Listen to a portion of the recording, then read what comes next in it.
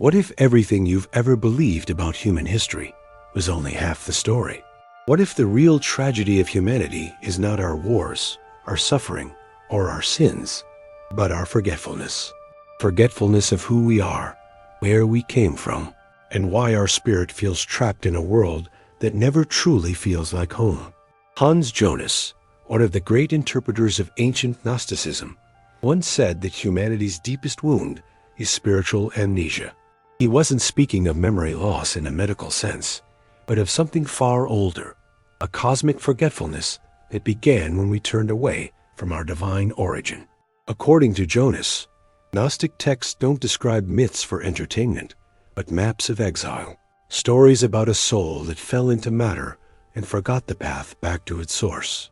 Have you ever felt that your life began long before you were born? That deep inside, there's something ancient and luminous, calling you to remember? The Gnostics believed this sensation was not fantasy. It was the faint echo of a truth buried in our essence. But how did this amnesia begin? Who caused it?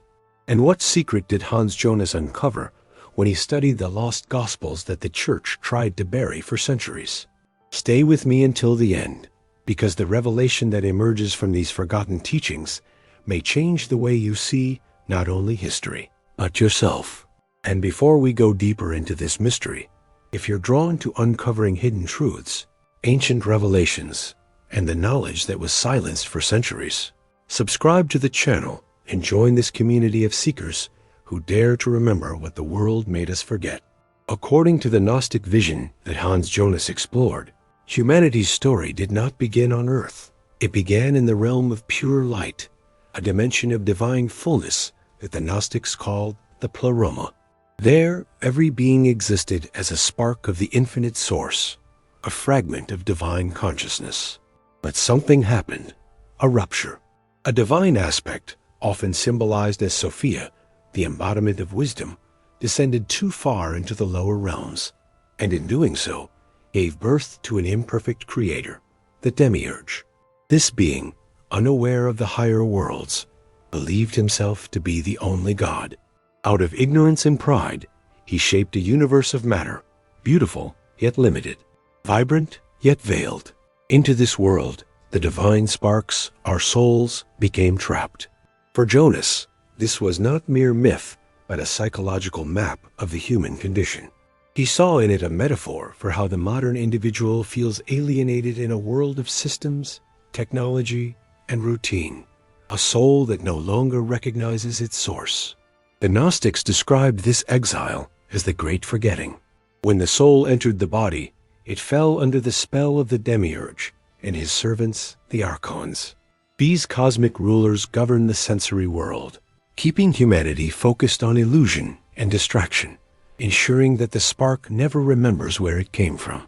Every temptation, every false belief, every comfort that numbs the inner call, all were seen as tools of this amnesia. Hans Jonas, interpreting these myths through a philosophical lens, saw the Gnostic myth as a profound protest against a world without spirit. For him, it revealed a hidden psychological truth, that our greatest suffering comes not from evil outside us, but from forgetting the divine within us. The moment we forget our origin, the material world becomes our prison, and the true meaning of life fades behind the illusion of survival. Have you ever felt that strange emptiness, even when everything seems fine? That sensation, Jonas might say, is not depression. It's the soul whispering that it has forgotten its home. And yet, if humanity has truly forgotten its divine origin, how can it ever remember again? What was the key that ancient texts offered and that Hans Jonas tried to recover to awaken this forgotten memory?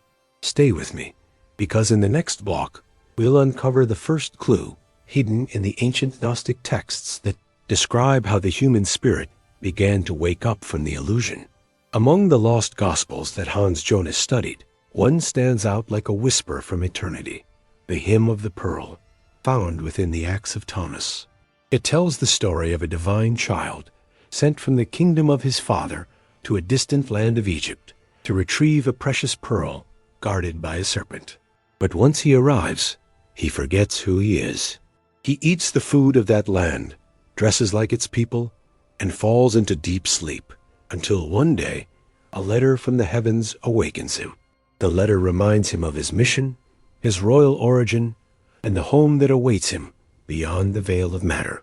For the Gnostics, this was not a story about a prince. It was about you. It was about us.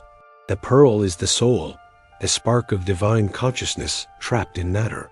The serpent is the illusion of the world.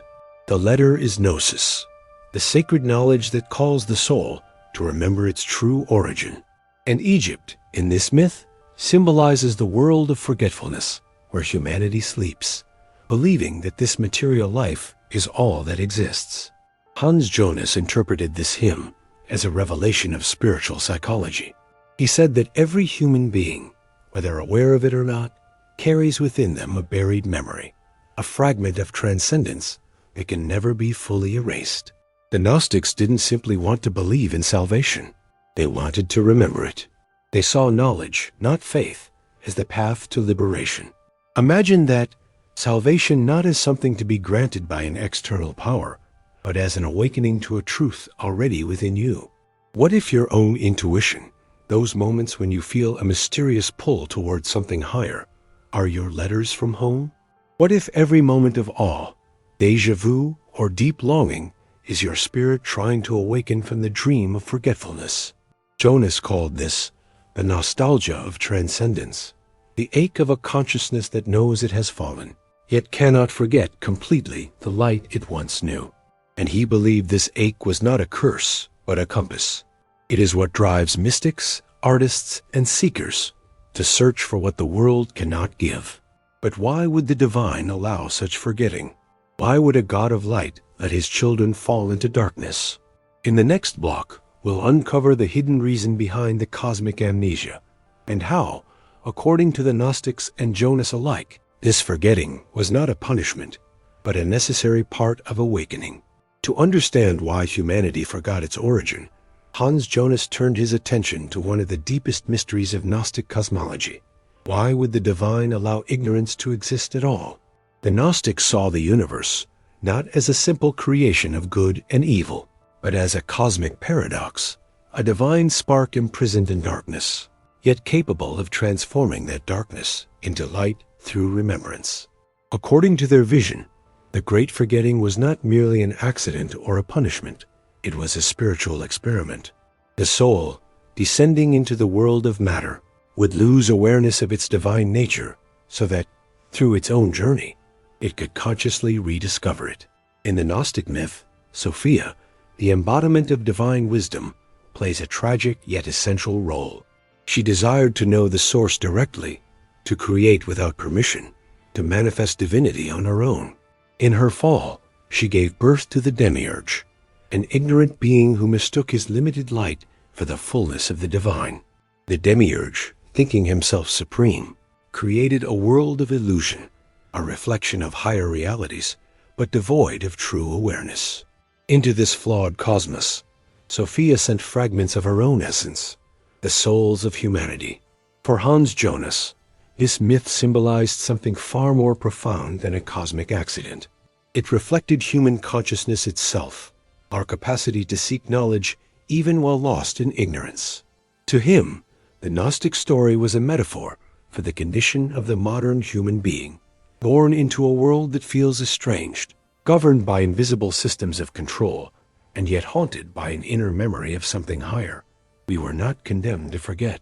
We were challenged to remember. This is the paradox of divine design that the Gnostics dared to reveal. If the soul had never fallen, it would never awaken. If it had never known darkness, it could not recognize light. Forgetting, in this sense, was not the end of divinity. It was its unfolding through experience. The soul's exile became the school of remembrance. Every act of compassion, every search for meaning, every pain endured with awareness, all are steps in the return to the source. Hans Jonas wrote that this myth contained a philosophical warning for modern civilization. He said that humanity's obsession with power, technology, and domination reflected the spirit of the demiurge, the blind creator who believes himself God while remaining ignorant of the divine within. In other words, our civilization's progress is haunted by the same amnesia that began in the mythic heavens.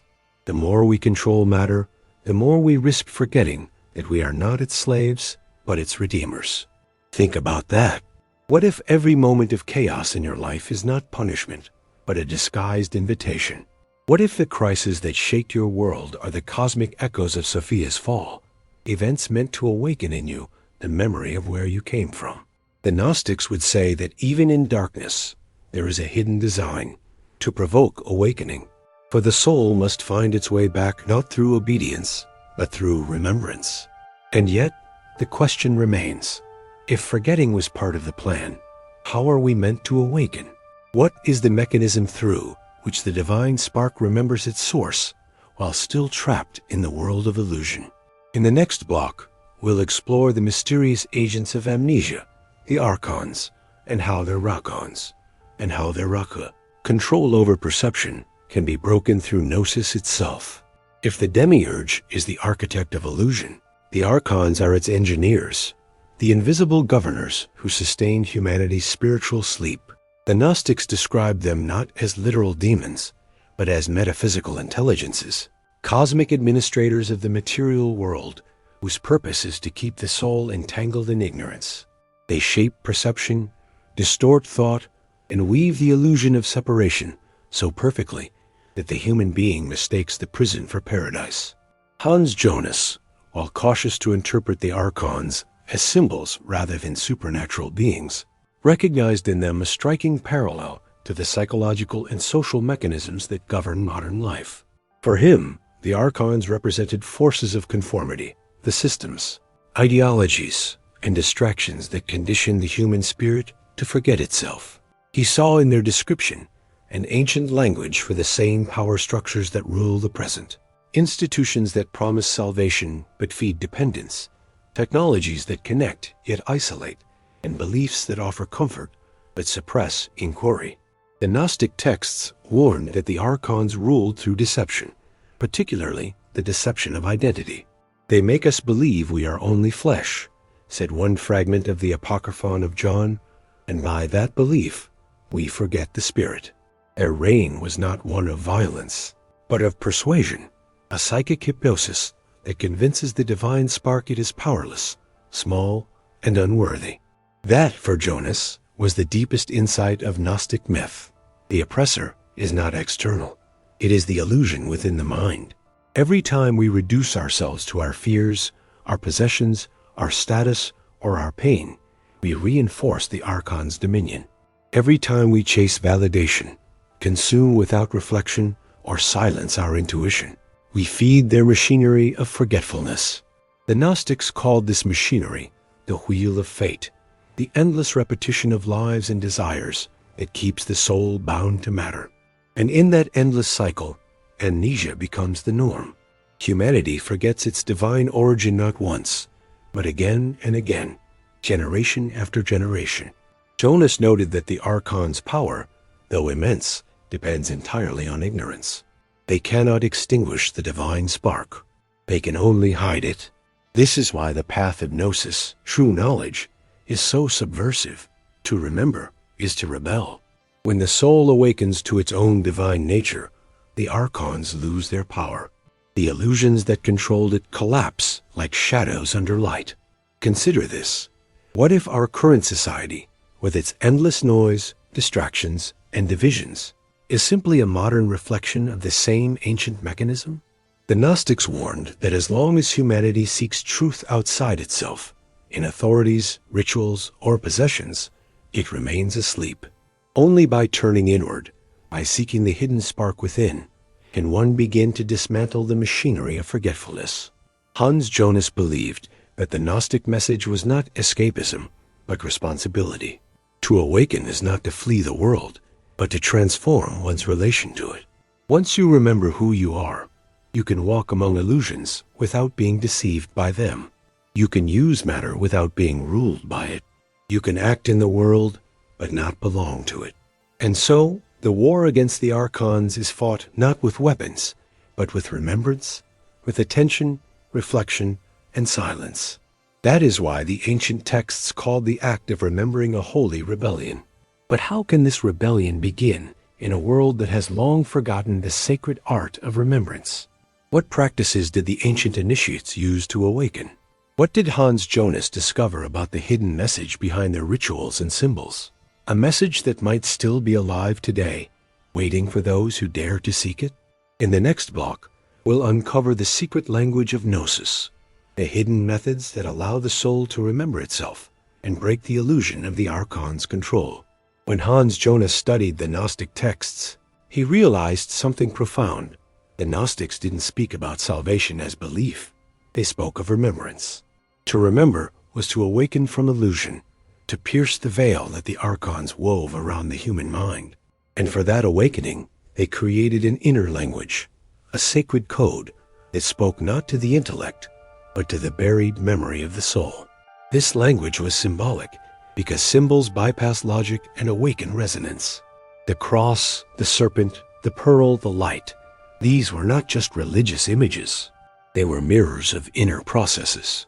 Each symbol carried a vibration, a memory that could stir the divine spark to recognition.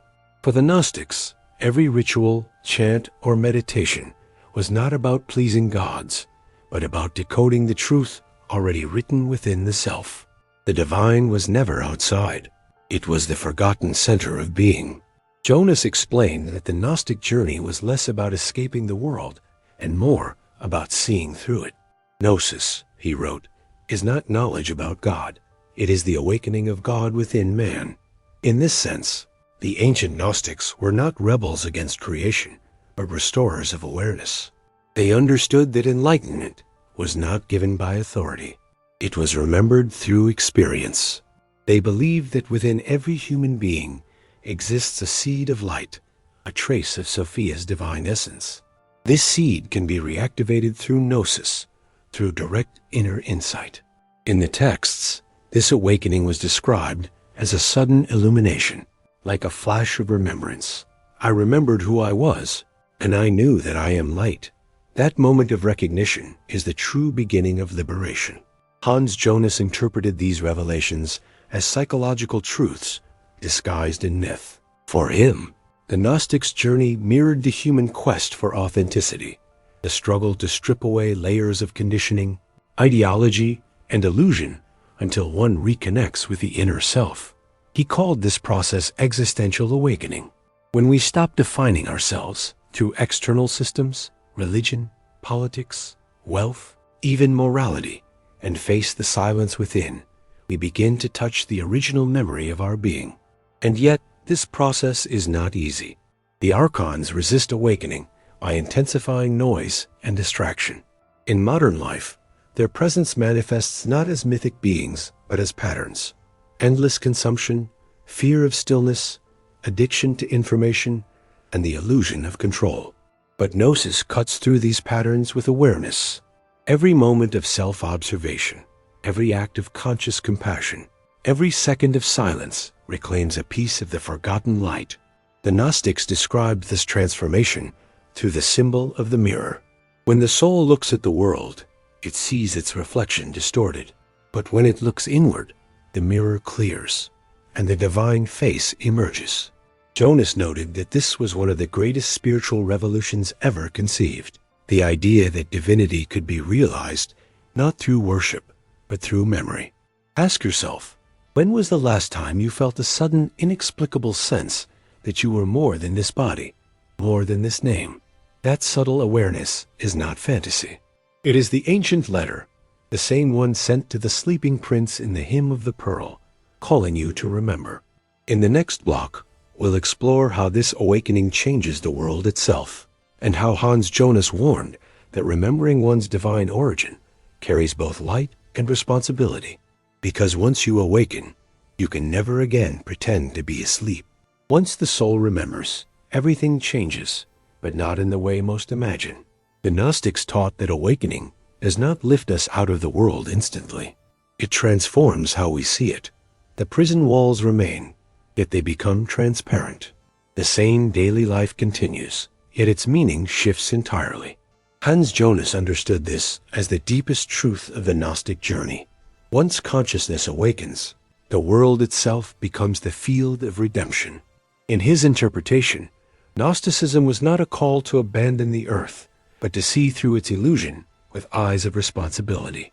To remember one's divine origin is to realize that the same light which formed the pleroma now burns quietly within every being, even within matter itself. The goal is no longer escape, but transfiguration. The awakened one no longer hates the world, but redeems it through awareness, just as Sophia sought to heal her own creation through love. This is the paradox Jonas found so moving. The moment of remembrance is also the moment of obligation. Once you know that the divine spark lives in all, ignorance becomes impossible, and compassion becomes inevitable. The Gnostics called this state metanoia, a complete transformation of mind and heart. You begin to see that every soul, even the most lost, carries the same forgotten light you've begun to recall. To awaken, therefore, is not to isolate oneself as enlightened, but to become a beacon for others still asleep. Jonas saw in this insight a remedy for the despair of the modern world. He warned that humanity's technological power had outgrown its spiritual maturity. Our machines extend our reach, yet our consciousness remains confined by amnesia. When man forgets his origin, Jonas wrote, he treats the world as dead, and that forgetfulness, he said, was the true root of ecological and moral decay. The world suffers because we no longer see it as a reflection of the divine, as a living expression of Sophia's own yearning for redemption. The awakened soul, then, becomes the bridge. It remembers not only for itself, but for the whole. The act of remembrance ripples outward in kindness, creativity, and reverence for life. Gnosis, in this sense, is contagious. It spreads quietly through presence, through example, through the light in one's eyes. The archons cannot contain that. Every remembered soul weakens the illusion for all, but this awakening also demands courage. To remember is to feel the full weight of both the darkness and the light. It is to realize that one's own consciousness participates in the world's suffering and in its healing. That is why Jonas insisted that knowledge without ethics is dangerous, and ethics without remembrance is blind. He saw in Gnosticism not only a metaphysical vision, but a warning for our age. To know is to be responsible. Ask yourself, what would happen if humanity, even for a moment, remembered? If billions suddenly recalled that they are divine sparks, not consumers, not enemies, not bodies of dust, but flames of eternity, would wars end? Would greed dissolve? Or would the archons rise stronger than ever, afraid of losing their power?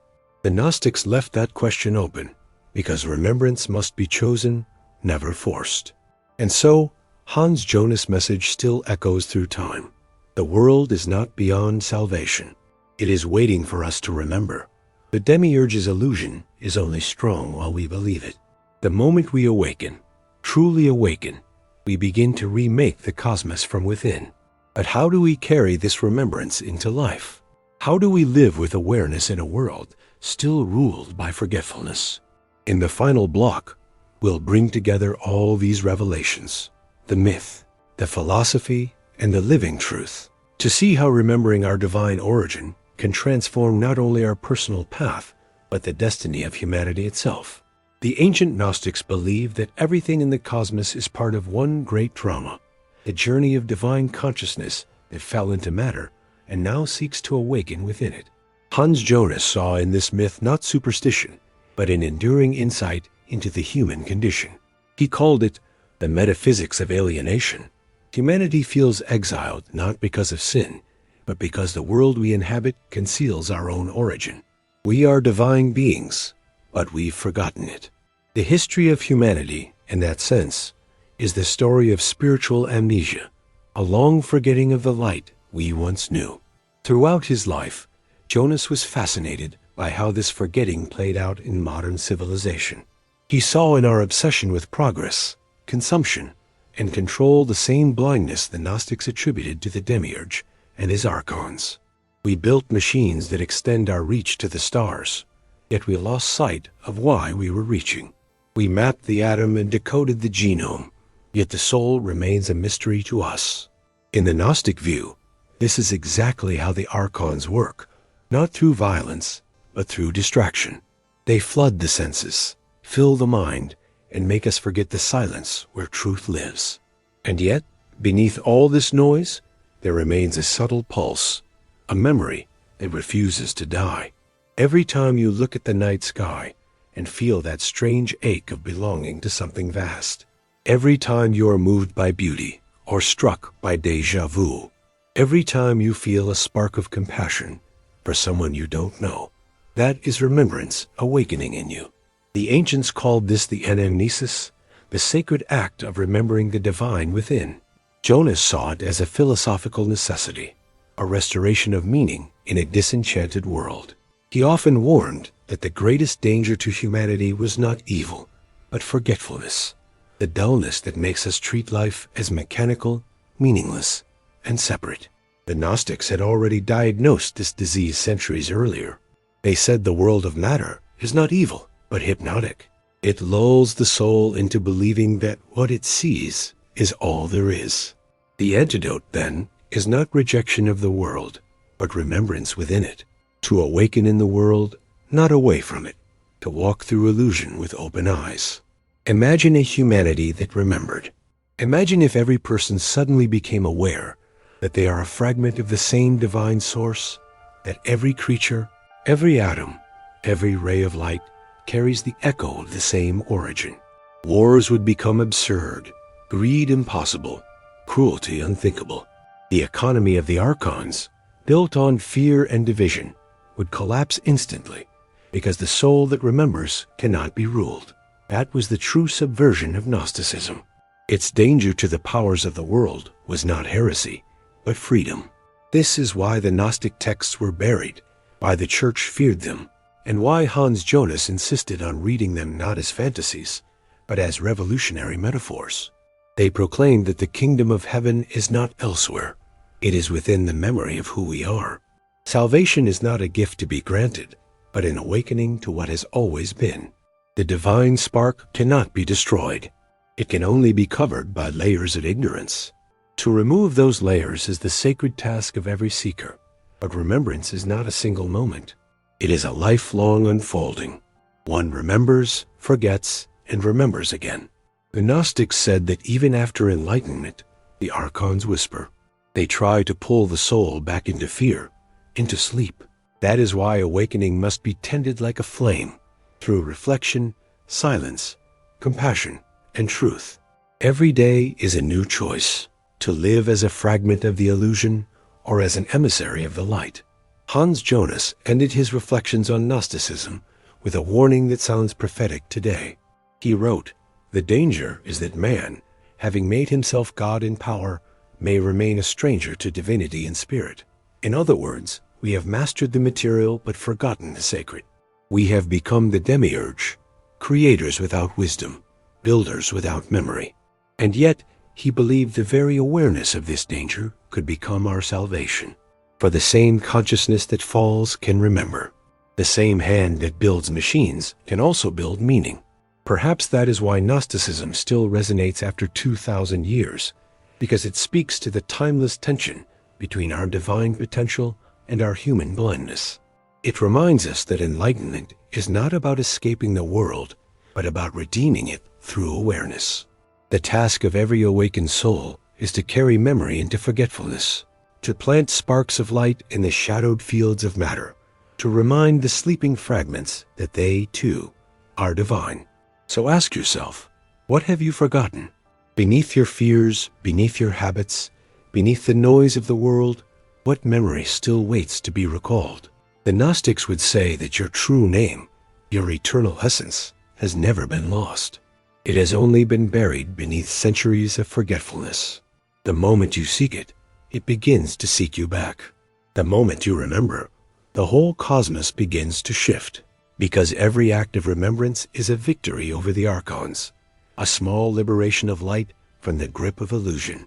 And now, as this reflection comes to its close, perhaps you sense that this is not truly an ending, but a beginning, the first step in your own act of remembrance.